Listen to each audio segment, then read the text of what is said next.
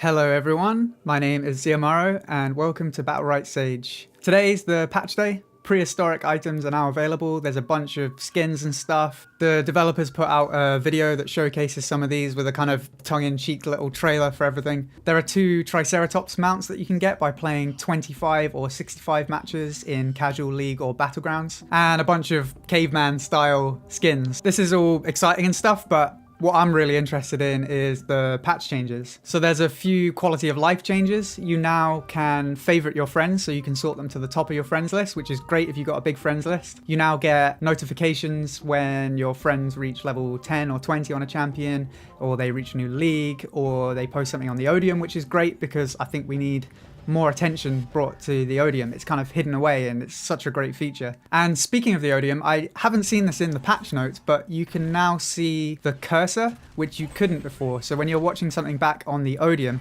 you can see where someone's cursor placement was when they were shooting, which is really nice. So let's move on to the champion changes. Croak has had a few little changes. His precision leap Battlerite, which is the one that allows him to not leap quite as far with his space, so you can leap onto people closer to you. The minimum range is now reduced, so you can't leap quite as close as you could before.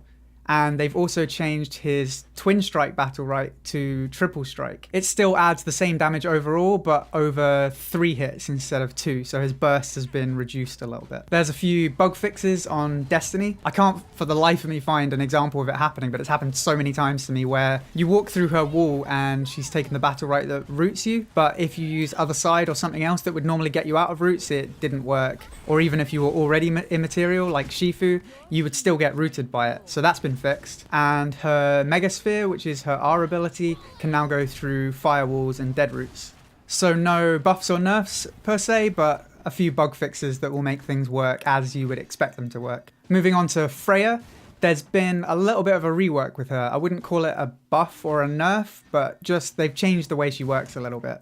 So the Twin Hammers Battlerite, it now increases the cooldown by 1 second instead of 0.5 seconds. So that means you'll be getting less double hammers to the face and incapped against the wall. Not a huge change, but in a fast-paced game like this, it could make all the difference. Her lightning speed Battlerite, which was supposed to increase her attack speed by 30%, was apparently bugged and was only increasing it by 10%, so that's been fixed. The lightning rod Battlerite now gives you 12 shield instead of 15, so slightly less shields.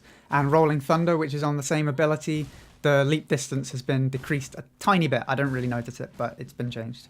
One of the biggest changes is actually her positive charge Battlerite. The damage output has been increased from 10% to 15%, so that's pretty significant. So overall, tiny bit less CC, a little less shields, but maybe a little bit more damage for Freya, so let's see how this turns out. Iva has had her E ability cooldown reduced from 8 seconds to 7 seconds, so she'll be spell blocking a lot more than she was before. But it's worth noting that her shifty is still 8 seconds, so the incap is still on an 8-second cooldown. Lucy and Uldor, their R and Q abilities now interrupt casts like a lot of other abilities like that, so you don't have to cancel your cast and then roll, so it's a nice quality of life change. Taya has had a similar treatment to Freya. Her cross strike, which is her M2 ability, each boomerang now does 12 damage instead of 14. However, her crosscut Battlerite now increases the damage bonus from 2 to 4. So if you take the crosscut Battlerite, you'll do exactly the same damage as you were doing before. Surprise attack, which is another of our Battlerites, you now move 60% speed instead of 70% speed when you're using your cross strike while you've got haste. And the Vortex Battlerite, which keeps people sucked into your wind bomb for a little longer, the radius has been increased to roughly the same as what the wind bomb impact radius is. And then finally we got Thorns. Not a huge change here, but his energy gain from his mouse 2 has been reduced from 6% to 5%,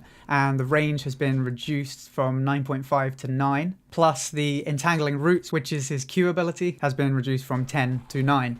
So slightly less range on Thorn. So that just about does it for the patch notes today. I made this video for people who prefer to actually see what's changed rather than just read.